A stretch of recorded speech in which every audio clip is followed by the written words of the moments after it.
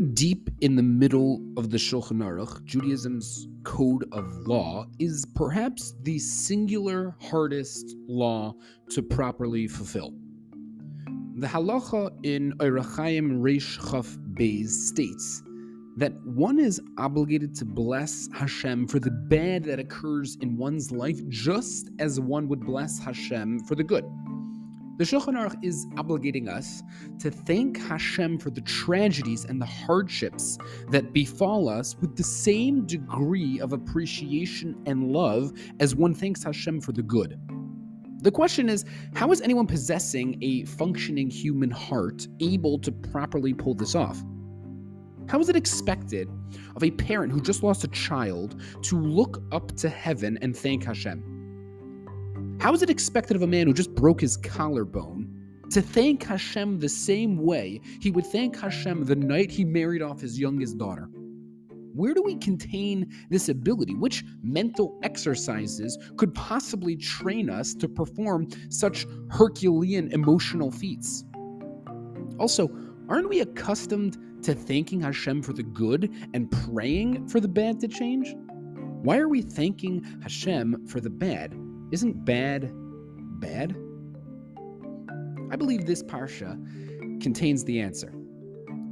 The Jews, after wandering the desert for close to 4 decades, turned to Moshe and cried, "We want cucumbers, we want leeks, we want garlic." So intensely lusting these foods, they began talking nostalgically of their life in Egypt. Now think about that for a moment. It borders on insanity. The Egyptian bondage was one of the darkest moments in our pretty long history, containing a lot of dark moments, and yet these Jews, with their apparently selective memory, longed for Egypt's juicy cucumbers and aromatic leeks and garlic. It's almost unbelievable. But aside for the ludicrousness these Jews were displaying with their deep nostalgia of the Egyptian culinary scene, they were also completely wrong in their very desires. Rashi cites the Sifri, which writes that the mun, the miraculous food which rained down upon the Jews every day from heaven, had the extraordinary ability to taste like whatever the eater desired. You wanted mint, it tasted like mint. You wanted a pina colada, it tasted like a pina colada. You wanted a pumpkin pie, it tasted like a pumpkin pie. All flavors of the world were embedded into the mun. All except 5. Leeks, melons, cucumbers, onions, and garlic. Now, why would the mun turn into every flavor except these? So the Sifri explains that these 5 flavors were detrimental to nursing mothers and could potentially hinder an infant's milk intake. Therefore, Hashem extracted these 5 flavors from the mun in order to prevent the harm of newborns. So not only did these Jews complain, they were complaining about a perceived negative that was in actuality there completely for their own benefit. This episode is a model for all seemingly troubling occurrences that befall all of us. The Torah is teaching us that there is no such thing as a bad occurrence from Hashem. Toiv Hashem lakol, it says in Tehillim. Every single thing Hashem does is good. Bad is merely goodness in a different form. It is goodness that we can't necessarily understand. Like a 2-year-old who doesn't understand why he has to sleep every night in a cage with bars that go up over his head, completely unaware that the crib is purely there to protect him. So to all of us, all that befalls us is entirely, whether we understand it or not, for our best. Hashem did not create the world in order to have servants working for him. He doesn't need our prayers or our service. Hashem is perfect with or without people singing his praises and giving their thanks. Hashem created the world for one reason and one reason only: to give good to us. So much like a father and mother who would never dream of doing a single detrimental thing towards their child, so is Hashem towards us. Like parents who can go their entire lifetime without deliberately doing a single act that was bad for their child, so too Hashem showers us with nothing but goodness. Now, a child may have looked at his parents with confused eyes as the doctor stuck a needle in his arm. He may have looked at his parents with sadness as the bus to camp pulled away and he was wondering why in the world they sent him to this scary and lonely place. He may not have seen the good in what they were doing, but good it certainly was. Hashem loves each and every one of us infinitely more than we love our own children. The perfection of the world is demonstrative of that. Every single natural God-made edible food in the entire world is healthy and good for you. There is not a natural, divinely created fruit, vegetable, bean, nut, or grain which is meant for human consumption that is bad for you. Unlike donuts or Mike and Ike's or a can of Red Bull, fresh, natural foods are by definition good for you. Why is that? Plain and simple. Because Hashem made them. Hashem is in the business of dispensing good. Creating edible foods that are harmful to the body is the antithesis of his goal. Therefore, the natural world is only filled with food that is beneficial to your body.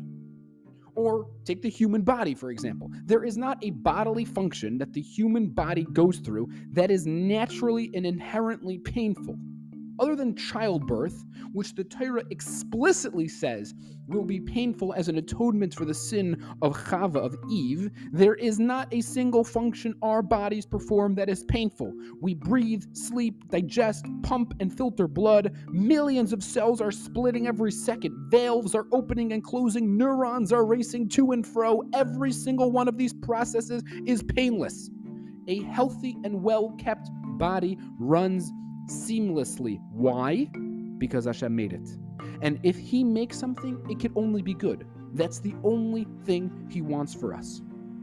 The Jews in the desert had millions of reasons to thank Hashem for all the good in their lives, and yet they picked 5 tiny issues to harp on, pathetically unaware that even those 5 were for their benefit.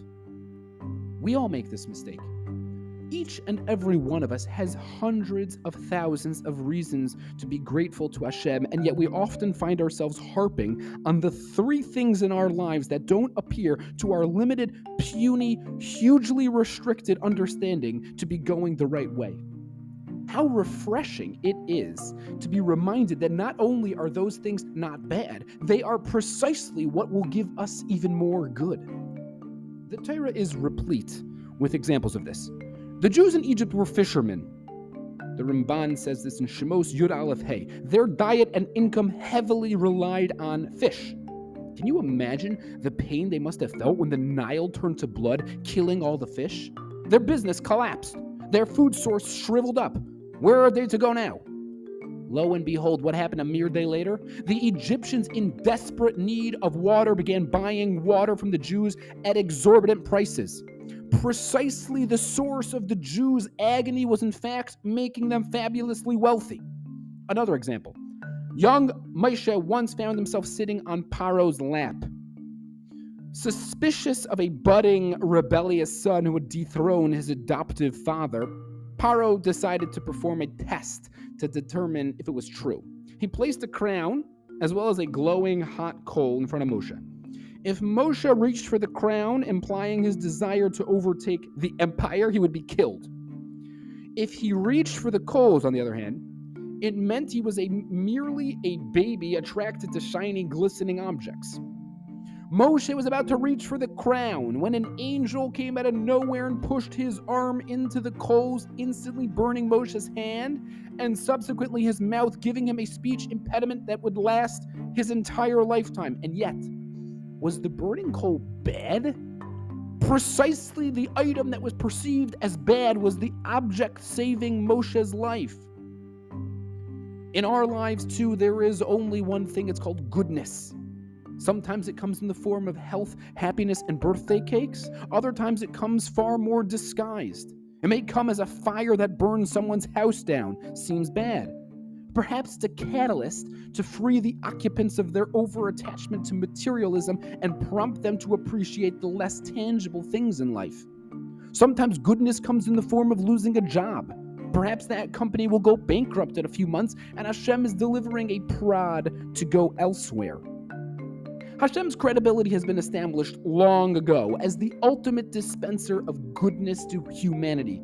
How hugely small-minded to think that the issue we are dealing with, he somehow forgot about. Someone once debated the Chavos Yair, Reb Yair Chaim Bakrak, one of the 17th century's most prominent rabbis, and asked him the following question. How could it be that all the segulos, the mystical healing formulas found in the Gemara work, if they make no sense according to modern knowledge of medicine? The Chavos Yair looked at the man with a smile and replied, he who can make a 300-foot oak tree come out of an acorn can make those segulos work. Hashem runs the world with unfathomable wisdom and sophistication. How refreshing it is to remember that he is doing it all for our own good. We might not get it, but we know it's true. Reb Meilech Biederman relates the following amazing story. Reb Shlomo Halberstam of Bobov, in an attempt to evade the Nazis, ran to take refuge in the city of Lemberg. Not only after he and his family arrived in the city, not long afterwards, news spread that the Nazis were a frightening 2 days away.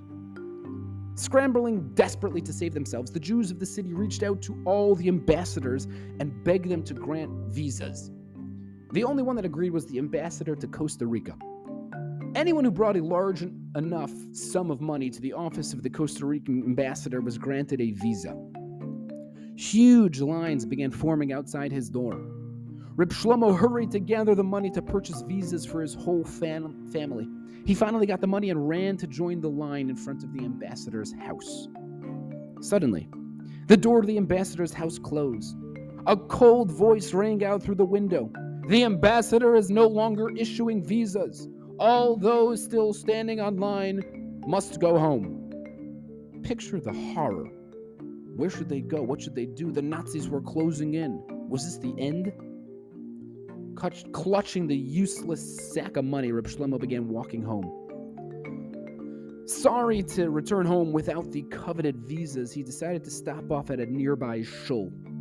Delaying the inevitable, he sat down on a bench and picked up the nearest sefer. He looked up to heaven as he flipped to a random page and cried, Hashem, I need chizuk, give me some divine inspiration. The book he held was called Tiferes Uziel and was a commentary on Tehillim. The very page he turned to was a quote from the Shla Rabbi Yeshayahu Horovitz, a Polish rabbi and Kabbalist who lived in the 1500s, which stated the following, that when King David said, Va'ani svilasi lecho Hashem is rotzon elokim b'roiv chazdecha aneni be'emes yishecha, his request of Hashem was, if what I am asking for is good for me, then answer my prayers. But if what I want is in actuality bad for me, then don't answer them. The Shla explains that we don't actually know what's good for us. We can only guess. David was asking of Hashem, only if it is good for me should you grant me my request. But if what I want is actually bad, then don't. So inspired, Reb Shlomo picked himself up and walked home. Less than 1 hour later, terror broke out. German troops rode into the center of town and caught wind that an ambassador had been writing visas for the Jews. The Nazis swiftly obtained the list of recipients of those visas and began combing the streets for those people. As the Halberstam family quickly packed their things and got ready to run, all the people who had been online in front of Reb Shlomo mere hours prior were gathered like cattle into the middle of the street. The Nazis lit a fire and stripped all the Jews of their clothing as the fire got bigger. Reb Shlomo scanned the surrounding area and found a place to hide, a place to escape, a hole in the fence, a path through the woods. As those Jews were being led to their gruesome deaths, Reb Shlomo, the man who didn't get a visa, was escaping. By the time the Jews in the town square met their deaths and the Nazis turned their attention to the rest of the city, Reb Shlomo was long gone. The visa that he didn't get was his ticket to survival. In Tehillim Tzadi, it says that the average lifespan of man is 70 years. Yemei shenosenu bohem shivim shana. There are 24 hours in a day. Multiply that by 365 days, and you get a total of 8,760 hours in a year. Multiply that by 70 years, and you get the golden number 613,000 hours in a lifespan. You heard that correctly. There are 613,000 hours in the lifespan of an average man. Coincidence? I doubt it. For Hashem and His Torah are hovering over our every hour of our every day, ensuring the quality of our life is at its highest. Throughout the hardships of our lives, this seemingly difficult halacha in Shulchan Aruch has been our one and only consolation. We clutch close to the mantra of Gam Zu L'Tova. We hold tight to the idea that no matter where and no matter when, Hashem is always giving goodness to us. We scream it out when we understand it the least. We look up and cry a piercing cry, Gam Zu L'Tova. It's been our way of life for thousands of years. From the woman who is told that her child has no heartbeat, to the 50-year-old man who is diagnosed with lung cancer. From the parents who get a call that their child was kicked out of yeshiva, to the young couple who learns that their child has Down syndrome. From the 27-year-old girl who hasn't gotten a date in 3 full years, to the 33-year-old boy who just got a no from his 100th girl. From the investor who lost his life savings in a failed stock, to the person who just got the news that they have ALS. We look up to the sky while shedding a tear, and through gritted teeth, we belt out Gam Zu L'Tova. We look back down and we wipe away our tears and are overcome by calm. For we may not always understand it, but we are oh so sure that one way or another, it's the truth. Kol man de'avid rachmana l'tava vid.